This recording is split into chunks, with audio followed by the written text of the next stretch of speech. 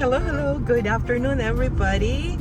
It's Wednesday, and here in Los Angeles, it's July 30th. July 30. Okay, it's a Wednesday, and I'm going to the market. These days, guys, my my activities are just centered on home chores. Excuse me. May nakabarang Amazon truck. And then market, luto. However, guys, I just want to share with you how it feels that to me it looks like just a blink of an eye. First second I started working at MSU. I was 20 during that time, and now I'm retiring. So how many years? 40 years just went by really quick. Should I say unnoticed? Not really, because time might have been unnoticed, but everything that I've done, napapansin ko naman, guys. Yung lahat ng mga saya, hirap, pasakit at saka yung mga kaibigan na nabuo, at saka mga sisikap that we collaborated with, hindi ko makakalimutan yung mga yun. Masayang magtrabaho, guys, pero mas masaya yung wala ka bang something na nagko-control sa'yo, na nagsasabing kailangan mong gawin yan, kailangan mong matapos ito. Hindi lang yan. Kung hindi, kailangan mong gawin ito this way, kailangan mong gawin ito that way. Okay lang naman sa akin yun. Okay lang sa akin yun, kasi there are rules that confine people, within the bounds of what they can and they cannot do whenever they're working and they are responsible to accomplish certain tasks. However, as a person built to take joy in their freedom, in the, should I say, satisfaction that they have done and are doing what they like to do. Parang hindi siya 100% na sabihin natin acceptable way of existence. Lalo na kung iniisip mong you can do much, you can do more, you can do better, pero hindi ka, pero na re-restrain ka dahil merong mga rules in certain places. Okay? So yun lang, guys. Masaya ako kasi parang bumukas ang mundo ko na at this age, parang ngayon mag-uumpisa na yung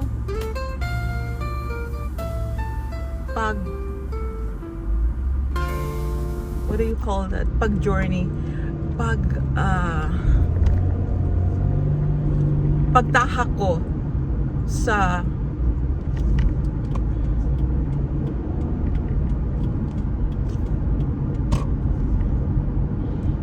sa path na gusto ko, na wala akong iniisip na tama kaya ito, baka mali, o kailangan kong gawin ito ngayon. Kasi pag hindi, yung ganong frame of mind na kapag ka empleyado ka talaga, hindi talaga mawawala, which is not good for a person's mental health, sabihin natin. Okay, baka sabihin ng iba, of course kung wala kang trabaho, maapektuhan din yung mental health mo, kasi syempre mag-iisip ka, anong ibabayad ko sa ganito ganyan. Like me, I just believe that, okay, I'm gonna work, and then I'm going to have they set aside my retirement plan of action is already there. My options for income generation are also there. So kasi huminto yung bus. I believe that's okay. Hindi naman ako pinanganak na mayaman. I came here without anything. Ang dala ko mga 1,000, magkano ba yun?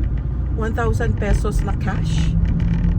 At saka another 1,000 yata na pinalitan ko ng dollars dun sa airport para magkaroon ako ng quarters na pangtawag ko kay Joy Imbong, to let him know that I'm already here, to ask for help kung paano ako makarating sa LA from San Francisco.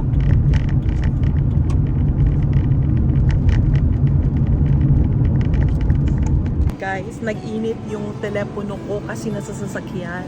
So now I have to let it cool down. Nakarating tayo ng Ralph's, guys, because Manuel asked me if I can get something. And naman tayo, kapag nasa market tayo, kahit na isa lang yung pinaplano nating bilhin, pagdating dito ang dami-dami na nating nakikita, diba? So ano ba yung mga kailangan sa bahay? I know wala na siyang ganito, tortilla. Ano bang bibilhin kong tortilla? Car balance, bibili ako nito, isa lang. At saka corn, kasi gusto niya yung corn. Alright. So, kailangan, ang bibilhin ko dito, ang kailangan kong bilhin pala, blueberries lang, at saka yung,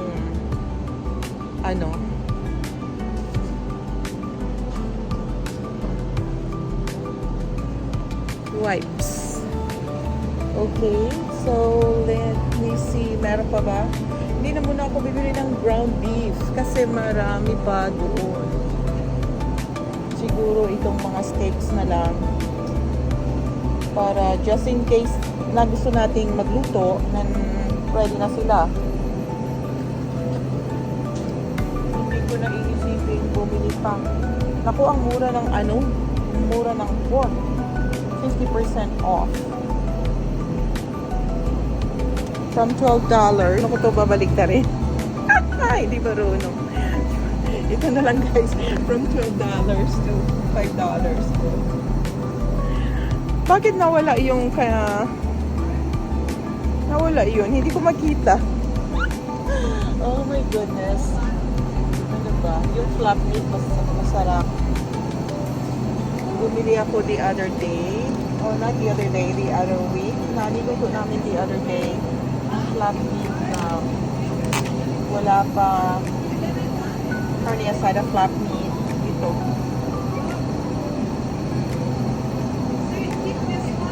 Plain. Tapos bumili rin ako ng preparada. Tawag nila preparada. So, let me see. Para hindi na muna ako bibili. Isda na lang siguro bibili natin, guys. Kasi may mga gulay pa ako doon. Or kung pork man, gusto ko yung pork belly na para magawa ko siyang sinigang. Kasi yung mga gulay ko doon para sa sinigang. Pero ito, mukhang okay naman siya.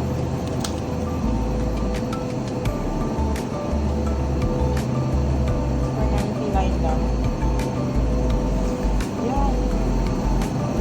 Bili tayo nito. For 99. Para in case na gusto natin magluto ng baboy. Meron. Si Jericho hindi kumakain ng baboy. Pero bili tayo dahil $5 lang. Saka mukhang itsura niya naman is maganda. Maganda. Hindi naman siya ano. Ito. $3.51. I think I'm gonna get this instead. Yung isa kasi puro laman yun. Yun na lang. Kasi mas marami. Ito. Pork loin. Undercut rib chops. Ang saya guys. Pag retired ka na, wala kang iniisip na wala kang iniisip na due date. Diba? Okay, so let me see if I can get some fish from there. Ano ba yung fish nila doon? No, ang daming drinks. Oh. Nauuhaw pa naman ako today. Fish do they have? Sinigang. Shrimp na lang siguro na sinigang. Diba? Or salmon. Salmon. Ito oh. There's a trout. Paano naman pagluto ng trout? Hindi naman ako bumibili niyan. Trout. Ano ba ito? Is this wild? Or farmed? Hindi naman nakalagay. I should have indicated whether it's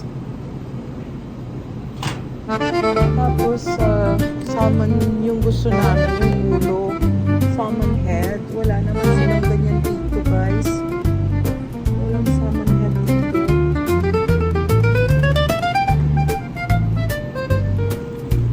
Wild caught tuna steak. Tuna steak oh. Kunti lang, isa lang talaga siguro shrimp ka lang. Kasi pag shrimp pwedeng camarones almond blanco, pwede rin siya. Ito na tayo dun sa mga blueberries guys. Tama na ito. Pwede kaya ako na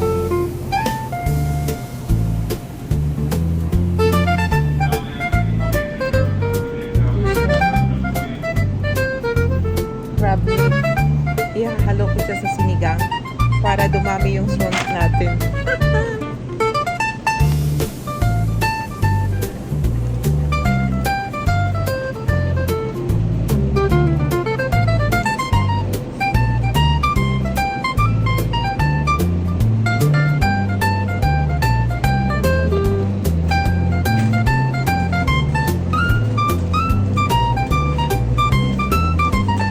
Buti na lang walang music dito ngayon. Sana ba yung mga frozen goods? Nandito pala. So where can I find the fruits? Huwag kang tumingin sa mga hindi fruits. Fruits lang talaga. Focus tayo. Blueberries lang. Wala naman silang frozen avocado.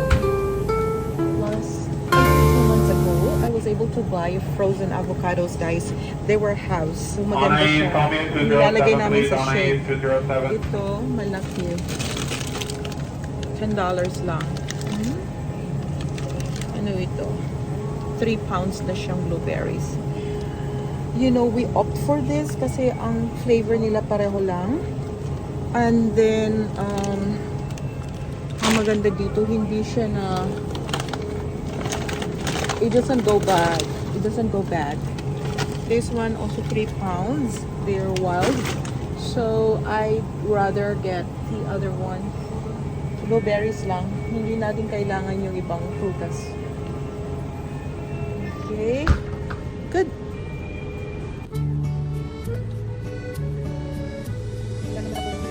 Kailangan na dito.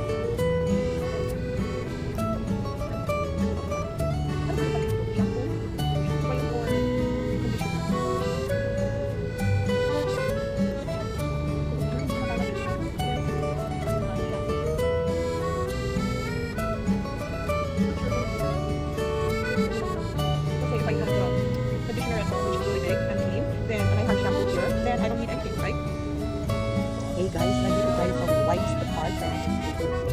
Lahat-lahat naman kasi gumagamit ng wipes sa bahay. So, sensitive fragrance care. Sinili na lang ako sa kahapon. This one says do not flush. Kaya lang, pag tumibo, baka makalimutan ng mga tao mag-flush. So, pag-flush nila, kawawa naman yung bathroom. Ito, Pampers. Do not flush. Then din siya. Saan yung mga flushable? Do not flush. Tapos, ang gusto ko isa doon. Alcohol. Hindi na, wala namang alcohol dito, puro fragrance free comforts. Yun na lang, do not flush din. Meron akong nabiling flush sa ball. Which one was that? I don't remember.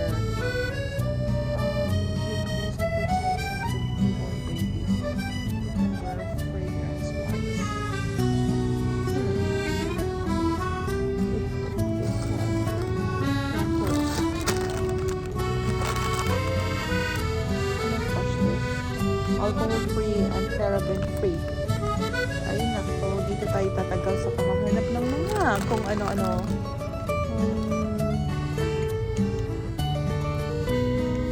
Okay lang. Kahit do not flush ang nakalagay. I just needed to remind everyone na kailangan i-flush. Diba? So, ito yung bibili natin. Pampers or Huggies. Saan ang mas maganda? Itong Huggies atin. Fragrance free. And then I'm gonna buy alcohol spray. Alright? See you later.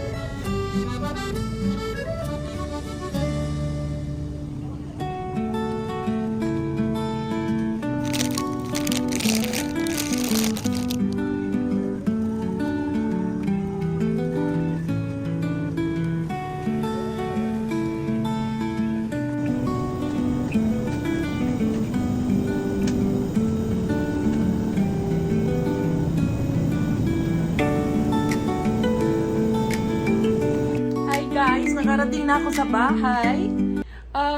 Okay, pasensya na kayo dyan sa likod kasi si Mimi hindi pa nagligpit ng kanyang pinagtulugan. Hindi. Kasi mamaya, babalik na siya dyan, guys. So, we're back home and kakain tayo ng grapefruit. Kasi dumaan ako sa Ralph's. Bumili ng mga grapefruit, meat, and other things.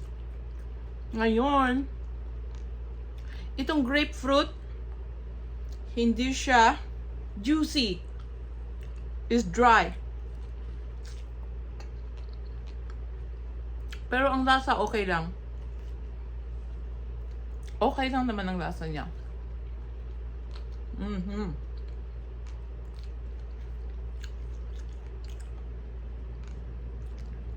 Pwede ako dito kasi hindi naman ako umiinom ng statin.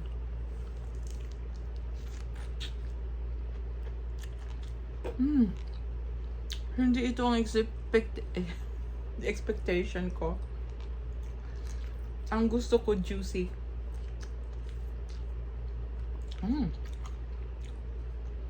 Yung kabilang end juicy. Yung kabila hindi.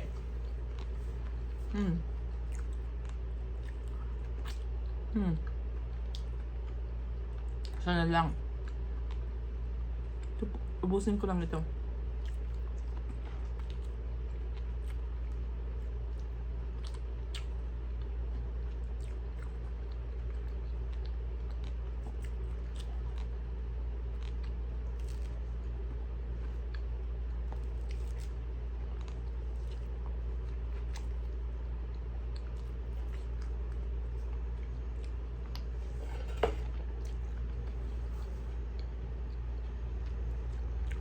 Sarap.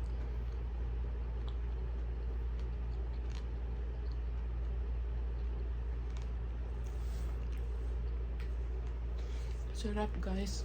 Pumapayat yata ako, guys. Or pakiramdam ko lang.